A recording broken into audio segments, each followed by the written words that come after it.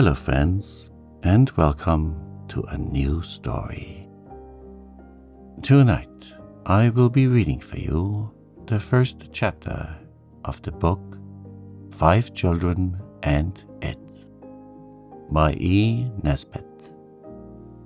Before we begin, let us find that comfortable and safe place where you can relax. Let us unwind and begin chapter 1, entitled Beautiful as the Day. The house was 3 miles from the station, but before the dusty hired fly had rattled along for 5 minutes, the children began to put their heads out of the carriage window and to say, "Aren't we nearly there?" And every time they passed the house, which was not very often, they all said, "Oh, is this it?" But it never was, until they reached the very top of the hill, just past the chalk quarry, and before you come to the gravel pit. And then there was a white house with a green garden and an orchard beyond, and Mother said, "Here we are." "How white the house is," said Robert. "And look at the roses," said Anthea. "And the plums," said Jane. "It is rather decent," Cyril admitted. The baby said, "Want to go walkie?" And the fly stopped with a last rattle and jolt. Everyone got its legs kicked or its feet trodden on in the scramble to get out of the carriage that very minute. But no one seemed to mind. Mother, curiously enough, was in no hurry to get out, and even when she had come down slowly and by the step, and with no jump at all, she seemed to wish to see the boxes carried in, and even to pay the driver instead of joining in that first glorious rush round the garden and the orchard and the thorny, thistly, briery, brambly wilderness beyond the broken gate and the dry fountain at the side of the house. But the children were wiser for once. It was not really a pretty house at all. It was quite ordinary, and Mother thought it was rather inconvenient, and was quite annoyed at there being no shelves to speak of, and hardly a cupboard in the place. Father used to say that the ironwork on the roof and the coping was like an architect's nightmare. But the house was deep in the country, with no other house in sight, and the children had been in London for 2 years, without so much as once going to the seaside even for a day by an excursion train. And so the White House seemed to them a sort of fairy place, set down in an earthly paradise. For London is like prison for children, especially if their relations are not rich. Of course, there are the shops and the theatres, and masculine and cooks and things.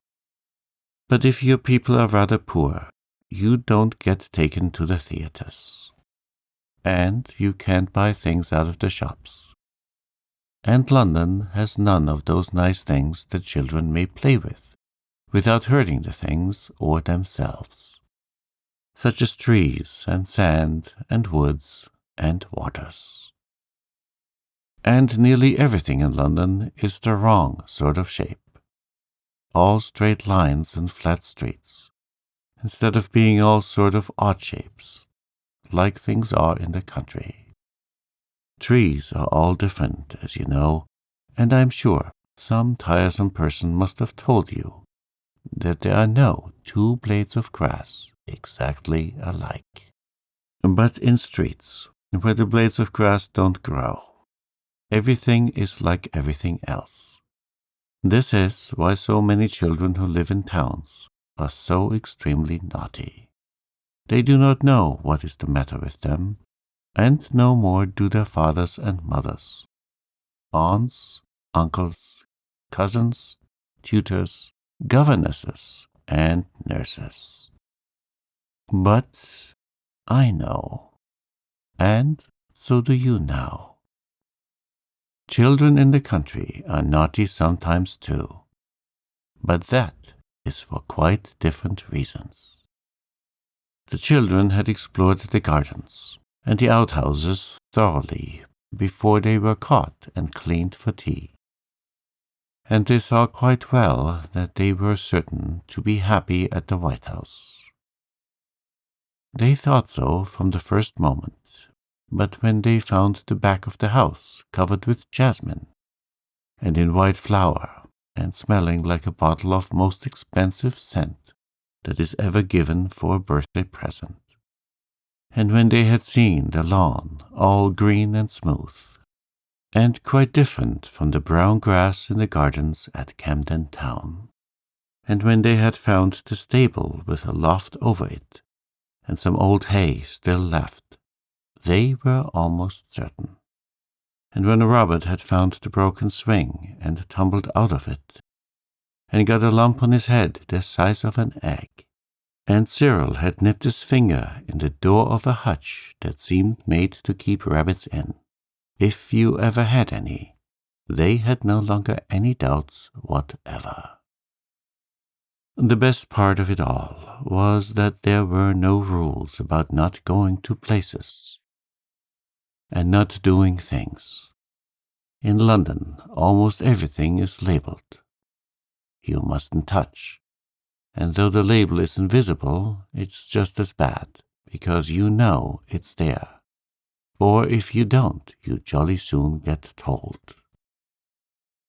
Their White House was on the edge of a hill, with a wood behind it, and the chalk quarry on one side and the gravel pit on the other. Down at the bottom of the hill was a level plain, with queer-shaped white buildings where people burnt lime, and a big red brewery and other houses.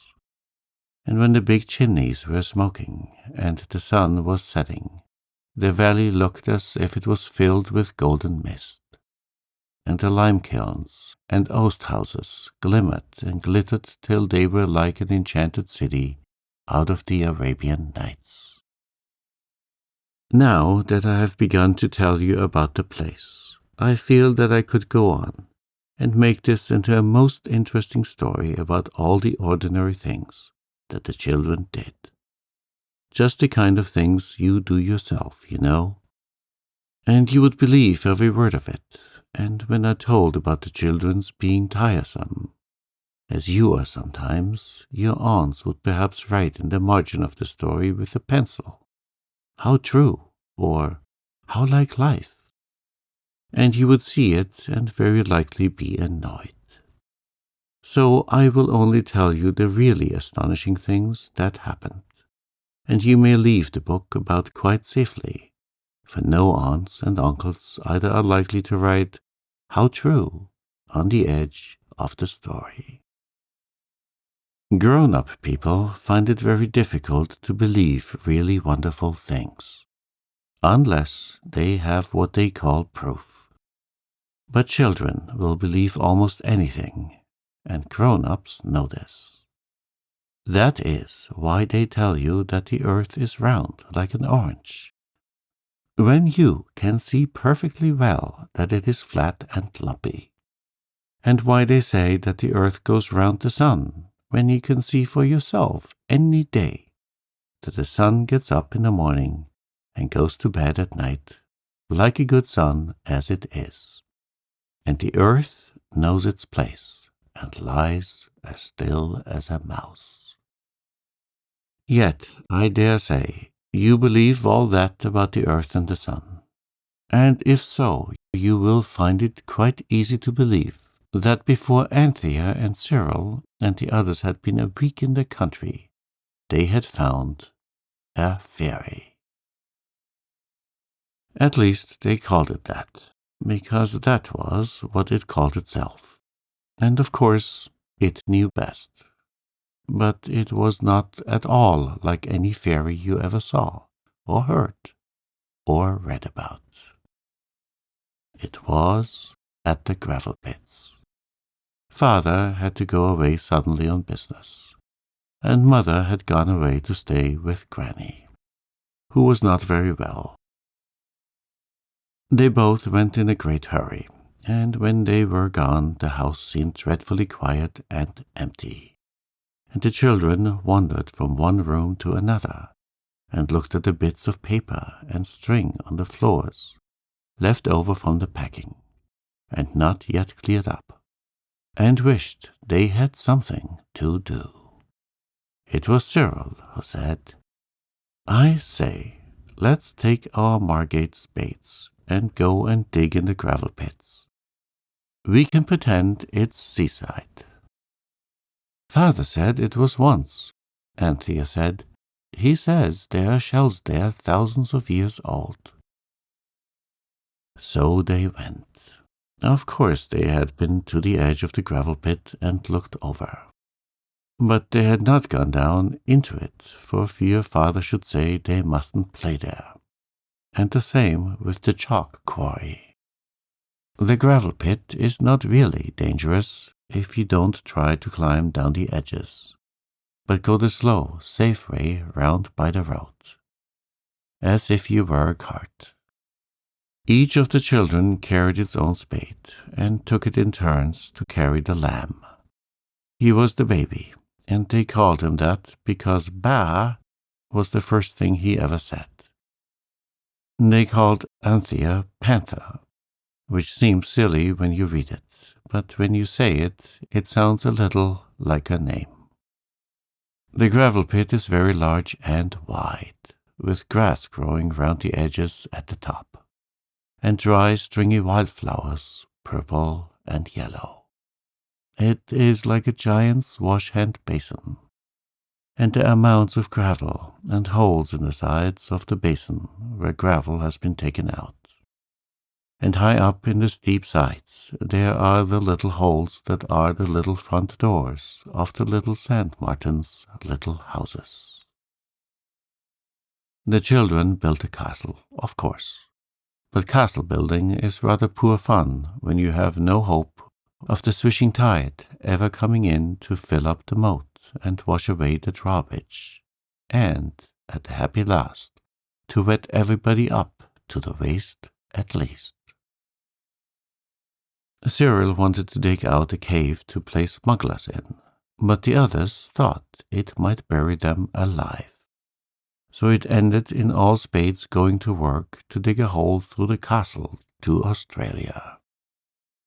These children, you see, believed that the world was round, and that on the other side the little Australian boys and girls were really walking wrong way up, like flies on the ceiling, with their heads hanging down into the air. The children dug, and they dug, and they dug, and their hands got sandy and hot and red, and their faces got damp and shiny. The lamb had tried to eat the sand, and had cried so hard when he found that it was not, as he had supposed, brown sugar, that he was now tired out, and was lying asleep in a warm fat bunch in the middle of the half-finished castle. This left his brothers and sisters free to work really hard, and the hole that was to come out in Australia soon grew so deep that Jane, who was called Pussy for short, begged the others to stop. "Suppose the bottom of the hole gave way suddenly," she said, "and you tumbled out among the little Australians. All the sand would get in their eyes." "Yes," said Robert, "and they would hate us and throw stones at us, and not let us see the kangaroos, or opossums, or blue gums, or emu-brand birds, or anything." Cyril and Anthea knew that Australia was not quite so near as all that, but they agreed to stop using the spades and go on with their hands. This was quite easy, because the sand at the bottom of the hole was very soft, and fine and dry, like sea sand, and there were little shells in it.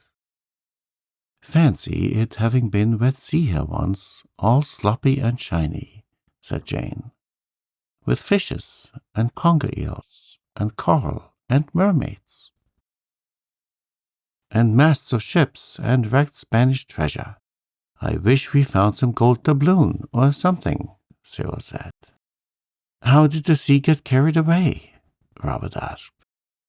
"Not in a pail, silly," said his brother. "Father says the earth got too hot underneath, like you do in bed sometimes. So it just hunched up its shoulders, and the sea had to slip off, like the blankets do off us. And the shoulder was left sticking out and turned into dry land. Let's go and look for shells. I think that little cave looks likely, and I see something sticking out there like a bit of wrecked ship's anchor, and it's beastly hot in the Australian hole." The others agreed, but Anthea went on digging. She always liked to finish a thing when she had once begun it. She felt it would be a disgrace to leave that hole without getting through to Australia. The cave was disappointing, because there were no shells, and the wrecked ship's anchor turned out to be only the broken end of a pickaxe handle, and the cave party were just making up their minds that the sand makes you thirstier when it is not by the seaside, and someone had suggested going home for lemonade, when Anthea suddenly screamed, "Cyril, come here! Oh, come quick! It's alive! It'll get away! Quick!" They all hurried back. "It's a rat, I shouldn't wonder," said Robert. "Father says they infest old places, and this must be pretty old if the sea was here thousands of years ago." "Perhaps it's a snake," said Jane, shuddering. "Let's look," said Cyril, jumping into the hole. "I'm not afraid of snakes. I like them. If it is a snake, I'll tame it, and it will follow me everywhere, and I'll let it sleep round my neck at night." "No, you won't," said Robert firmly. He shared Cyril's bedroom. "But you may if it's a rat." "Oh, don't be silly," said Anthea. "It's not a rat, it's much bigger. And it's not a snake. It's got feet. I saw them. And fur." "No, not the spade. You'll hurt it. Dig with your hands." "And let it hurt me instead? That's so likely, isn't it?" said Cyril, seizing a spade. "Oh, don't," said Anthea. "Squirrel, don't. It sounds silly, but it said something. It really and truly did." "What?" "It said, 'You let me alone.'" But Cyril merely observed that his sister must have gone off her nut, and he and Robert dug with spades while Anthea sat on the edge of the hole, jumping up and down with hotness and anxiety. They dug carefully, and presently everyone could see that there really was something moving in the bottom of the Australian hole. Then Anthea cried out, "I'm not afraid. Let me dig," and fell on her knees and began to scratch like a dog does when he has suddenly remembered where it was that he buried his bone. "Oh, I felt fur," she cried, half laughing and half crying. "I did indeed, I did," when suddenly a dry husky voice in the sand made them all jump back, and their hearts jumped nearly as fast as they did. "Let me alone," it said. And now everyone heard the voice, and looked at the others to see if they had too. "But we want to see you," said Robert bravely. "I wish you'd come out," said Anthea, also taking courage. "Oh, well, if that's your wish," the voice said, and the sand stirred and spun and scattered, and something brown and furry and fat came rolling out into the hole, and the sand fell off it, and it sat there yawning and rubbing the ends of its eyes with its hands. "I believe I must have dropped asleep," it said, stretching itself. The children stood round the hole in a ring, looking at the creature they had found. It was worth looking at. Its eyes were on long horns, like a snail's eyes, and it could move them in and out like telescopes. It had ears like a bat's ears, and its tubby body was shaped like a spider's, and covered with thick, soft fur. Its legs and arms were furry too, and it had hands and feet like a monkey's. "What on earth is it?" Jane said. "Shall we take it home?" The thing turned its long eyes to look at her and said, "Does she always talk nonsense, or is it only the rubbish on her head that makes her silly?" It looked scornfully at Jane's hat as it spoke. "She doesn't mean to be silly," Anthea said gently. "We none of us do, whatever you may think. Don't be frightened. We don't want to hurt you, you know." "Hurt me," it said. "Me frightened? Upon my word. Why, you talk as if I were nobody in particular. All its fur stood out like a cat's when it is going to fight." "Well," said Anthea still kindly, "perhaps if we knew who you are in particular, we could think of something to say that wouldn't make you cross. Everything we've said so far seems to have. Who are you? And don't get angry, because really we don't know." "You don't know," it said. "Well, I knew the world had changed, but, well, really. Do you mean to tell me seriously you don't know a psamid when you see one?" "A Samiyat? That's Greek to me." "So it is to everyone," said the creature sharply. "Well, in plain English, then, a sand fairy. Don't you know a sand fairy when you see one?" It looked so grieved and hurt that Jane hastened to say, "Of course I see you are now. It's quite plain now one comes to look at you." "You came to look at me several sentences ago," it said crossly, beginning to curl up again in the sand. "Oh, don't go away again. Do talk some more," cried Robert. "I didn't know you were a sand fairy, but I knew directly I saw you that you were much the wonderfulest thing I'd ever seen." The sand fairy seemed a shade less disagreeable after this. "It isn't talking I mind," it said, "as long as you're reasonably civil. But I'm not going to make polite conversation for you. If you talk nicely to me, perhaps I'll answer you, and perhaps I won't.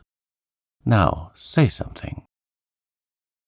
Of course, no one could think of anything to say. But at last, Robert thought of, "How long have you lived here?" And he said it at once. "Oh, ages, several thousand years," replied the psamid. "Tell us all about it, do." "It's all in books." "You aren't," Jane said. "Oh, tell us everything you can about yourself." "We don't know anything about you, and you are so nice." The sand fairy smoothed his long rat-like whiskers and smiled between them. "Do please tell," said the children all together. It is wonderful how quickly you get used to things, even the most astonishing. 5 minutes before, the children had had no more idea than you that there was such a thing as a sand fairy in the world. and now they were talking to it as though they had known it all their lives.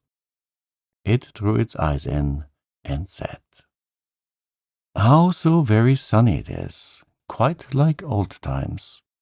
Where do you get your megatheriums from now?" "What?" said the children all at once.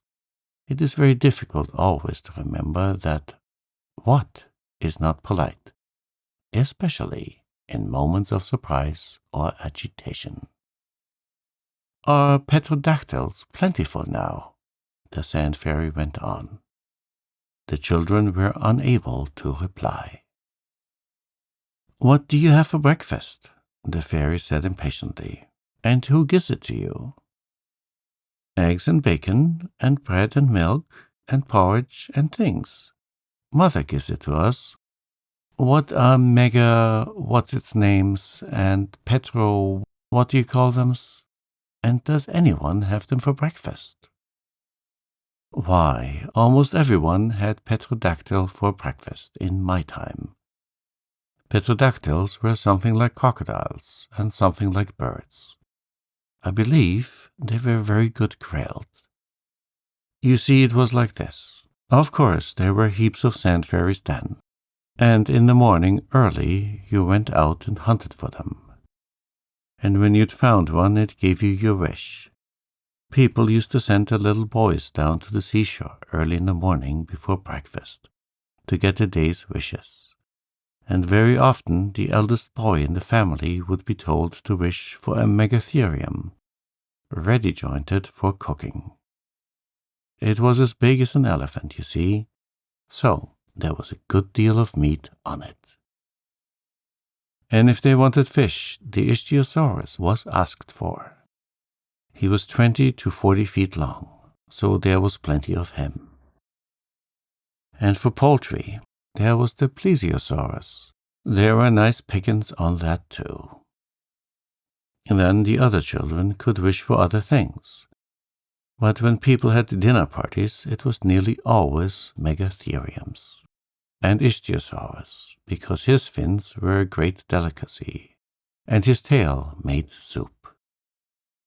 "There must have been heaps and heaps of cold meat left over," said Anthea, who meant to be a good housekeeper some day.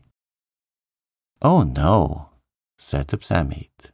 "That would never have done. Why, of course, at sunset what was left over turned into stone.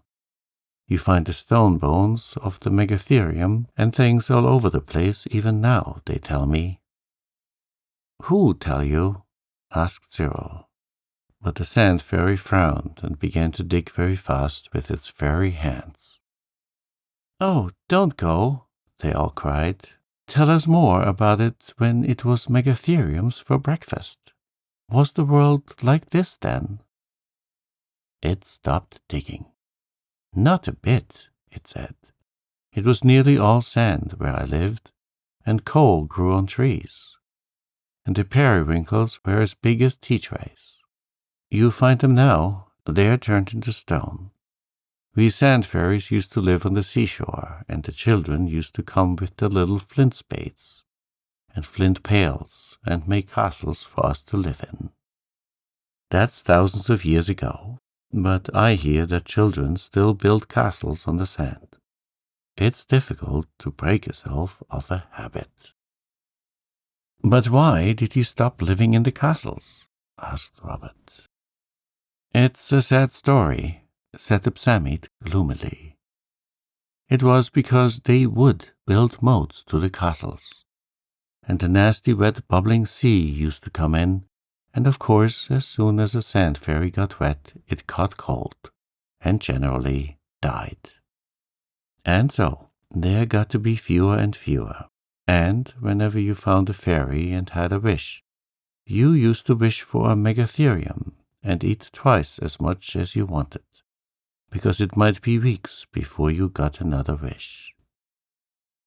"And did you get wet?" Robert inquired. The Sand Fairy shuddered. "Only once," it said. "The end of the 12th hair of my top left whisker. I feel the place still in damp weather. It was only once, but it was quite enough for me.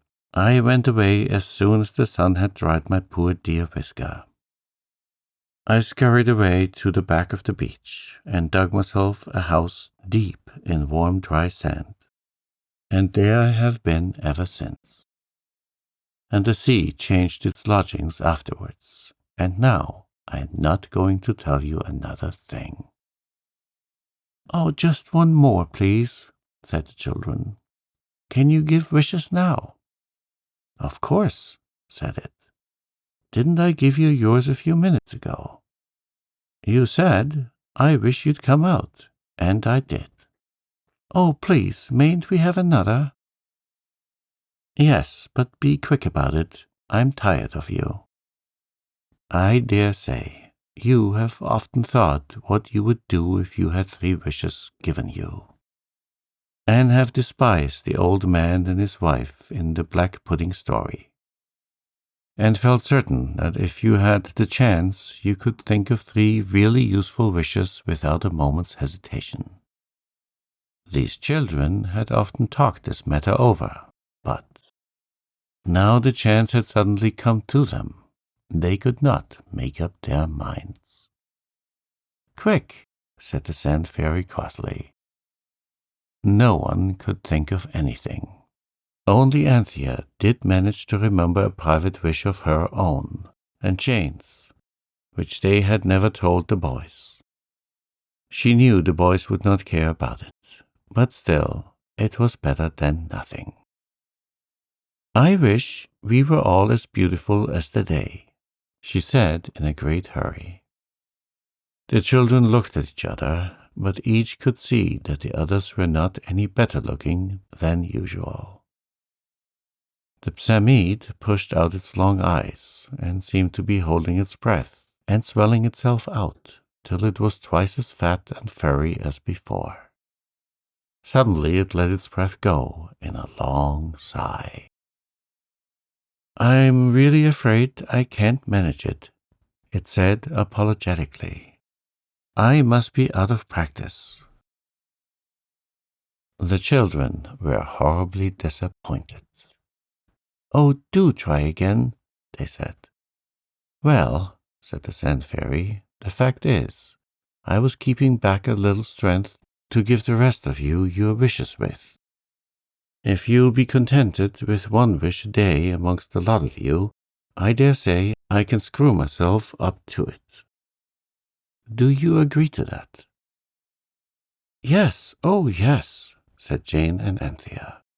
The boys nodded. They did not believe the Sand Fairy could do it. You can always make girls believe things much easier than you can boys. It stretched out its eyes farther than ever, and swelled and swelled and swelled. I do hope it won't hurt itself, said Anthea. Or crack its skin, Robert said anxiously. Everyone was very much relieved when the Sand Fairy, after getting so big that it almost filled up the hole in the sand, suddenly let out its breath and went back to its proper size. That's all right, it said, panting heavily. It'll come easier tomorrow. Did it hurt much? Asked Anthea. Only my poor whisker, thank you, said he. But you're a kind and thoughtful child. Good day. It scratched suddenly and fiercely with its hands and feet, and disappeared in the sand. Then the children looked at each other, and each child suddenly found itself alone with 3 perfect strangers, all radiantly beautiful. They stood for some moments in perfect silence. Each thought that its brothers and sisters had wandered off, and that these strange children had stolen up unnoticed, while it was watching the swelling form of the Sand Fairy. Anthea spoke first. Excuse me, she said very politely to Jane, who now had enormous blue eyes and a cloud of russet hair. But have you seen 2 little boys and a little girl anywhere about? I was just going to ask you that, said Jane. And then Cyril cried, Why, it's you! I know the hole in your pinafore. You are Jane, aren't you? And you're the panther.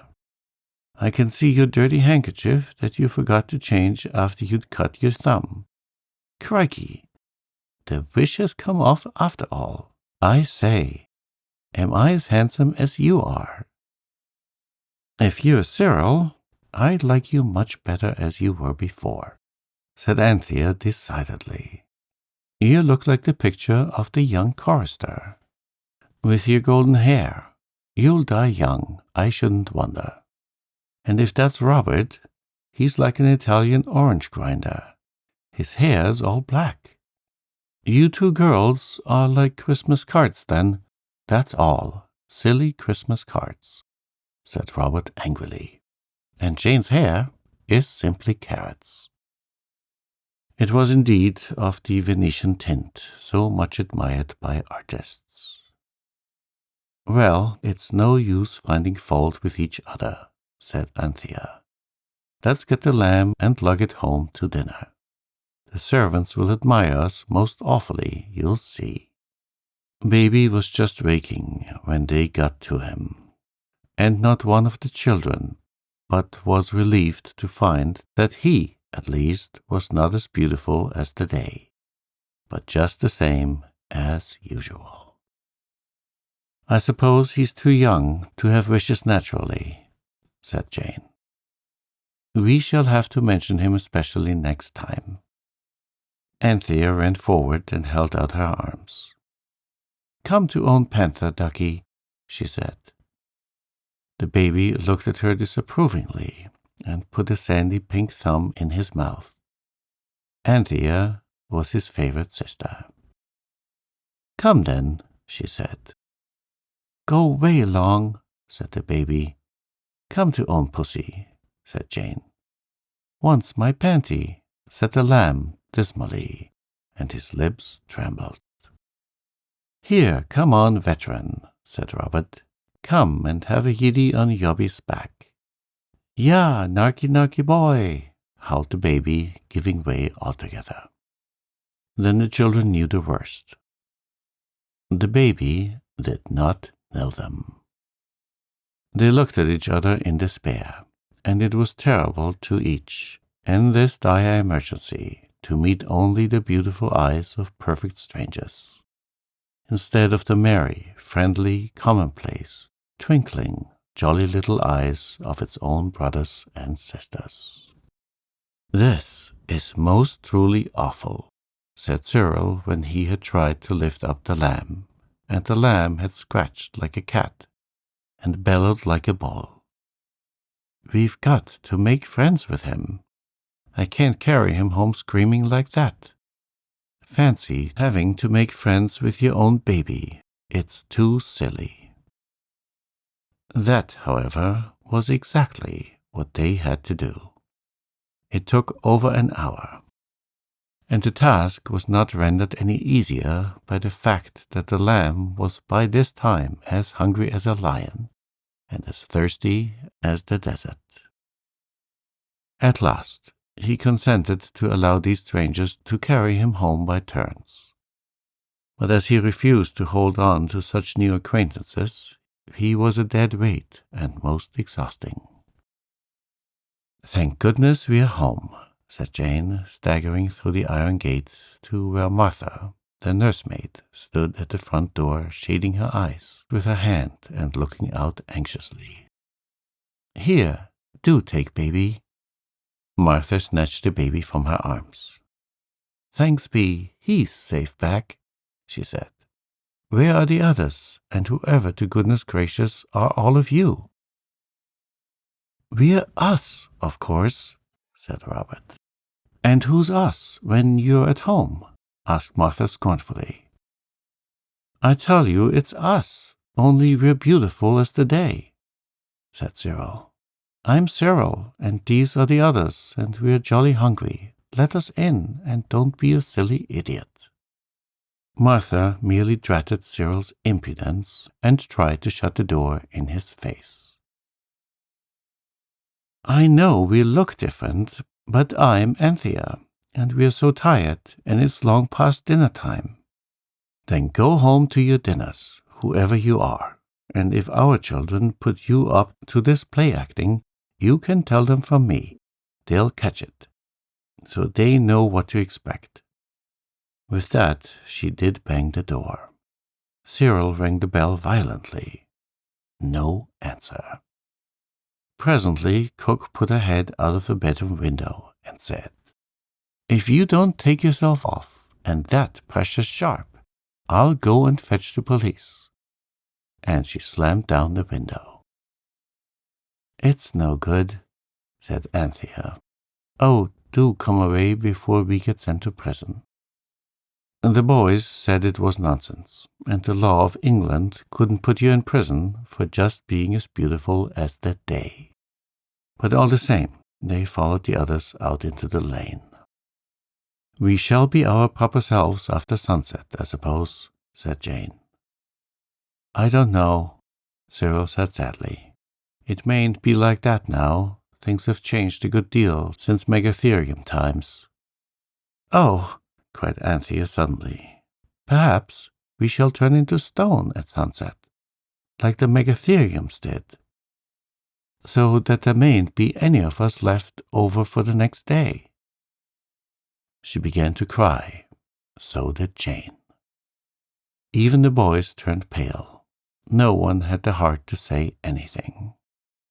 It was a horrible afternoon. There was no house near where the children could beg a crust of bread, or even a glass of water. They were afraid to go to the village, because they had seen Martha go down there with a basket. And there was a local constable. True, they were all as beautiful as the day, but that is a poor comfort when you are as hungry as a hunter and as thirsty as a sponge. 3 times they tried in vain to get the servants in the White House to let them in and listen to their tale. And then Robert went alone, hoping to be able to climb in at one of the back windows, and so open the door to the others. But all the windows were out of reach, and Martha emptied a toilet jug of cold water over him from the top window, and said, "Go along with you, you nasty little Italian monkey." It came at last to there, sitting down in a row under the hedge, with their feet in a dry ditch, waiting for sunset, and wondering whether, when the sun did set, they would turn into stone, or only into their own old natural selves. And each of them still felt lonely and among strangers, and tried not to look at the others. For though their voices were their own, their faces were so radiantly beautiful as to be quite irritating to look at. "I don't believe we shall turn to stone," said Robert, breaking a long miserable silence, "because the Sand Fairy said he'd give us another wish tomorrow, and he couldn't if we were stone, could he?" The others said, "No," but they weren't at all comforted. Another silence, longer and more miserable, was broken by Cyril's suddenly saying, "I don't want to frighten you girls, but I believe it's beginning with me already. My foot's quite dead. I'm turning to stone. I know I am, and so will you in a minute." "Never mind," said Robert kindly. "Perhaps you'll be the only stone one, and the rest of us will be all right, and we'll cherish your statue and hang garlands on it." But when it turned out that Cyril's foot had only gone to sleep through his sitting too long with it under him, and when it came to life in an agony of pins and needles, the others were quite cross. "Giving us such a fright for nothing," said Anthea. The third and miserablest silence of all was broken by Jane. She said, "If we do come out of this all right, we'll ask the Samiat to make it so that the servants don't notice anything different, no matter what wishes we have." The others only grunted. They were too wretched even to make good resolutions. At last, hunger and fright and crossness and tiredness, 4 very nasty things, all joined together to bring one nice thing, and that was sleep. The children lay asleep in a row, with their beautiful eyes shut and their beautiful mouths open. Anthea woke first. The sun had set, and the twilight was coming on. Anthea pinched herself very hard to make sure, and when she found she could still feel pinching, she decided that she was not stone. And then she pinched the others. They also were soft. "Wake up," she said, almost in tears of joy. "It's all right, we're not stone. And, oh, Cyril, how nice and ugly you do look, with your old freckles and your brown hair, and your little eyes, and so do you all," she added, so that they might not feel jealous. When they had gone home, they were very much scolded by Martha, who told them about the strange children. "A good-looking lot, I must say, but that impudent." "I know," said Robert, who knew by experience how hopeless it would be to try to explain things to Martha. "And where on earth have you been all this time, you naughty little things, you?" "In the lane." "Why didn't you come home hours ago?" "We couldn't because of them," said Anthea. "Who?" "The children who were as beautiful as the day. They kept us there till after sunset. We couldn't come back till they'd gone. You don't know how we hated them. Oh, do give us some supper. We are so hungry." "Hungry? I should think so," said Martha angrily. "Out all day like this. Well, I hope it'll be a lesson to you not to go picking up with strange children. Down here after measles as likely as not. Now mind, if you see them again, don't you speak to them. Not one word nor so much as a look.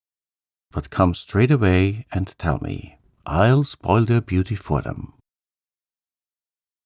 If ever we do see them again, we'll tell you," Anthea said, and Robert, fixing his eyes fondly on the cold beef that was being brought in on a tray by cook, added in heartfelt undertones, "And we'll take jolly good care we never do see them again." And they never have.